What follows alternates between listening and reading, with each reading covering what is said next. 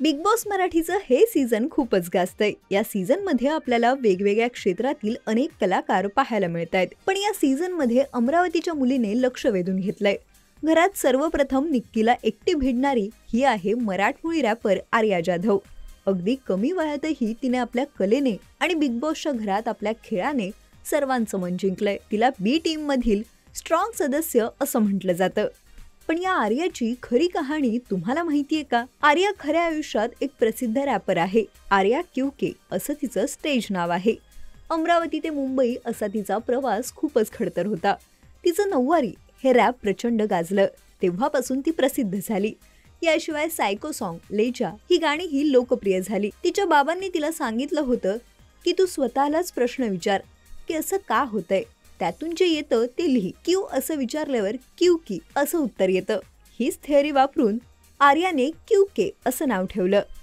आर्याच्या या प्रवासात तिला तिच्या आईवडिलांची साथ मिळाली। वडिलांनीच आर्याला या रॅप क्षेत्रात पुढे जाण्यासाठी प्रोत्साहन दिलं। त्यांना सुद्धा आर्याचं लिखाण आवडत होतं। लेकीने लिहिलेला निर्भया हा त्यांचा आवडीचा रॅप आहे। आज आर्या बिग बॉस मराठीमधून इंडस्ट्री गाजवत आहे।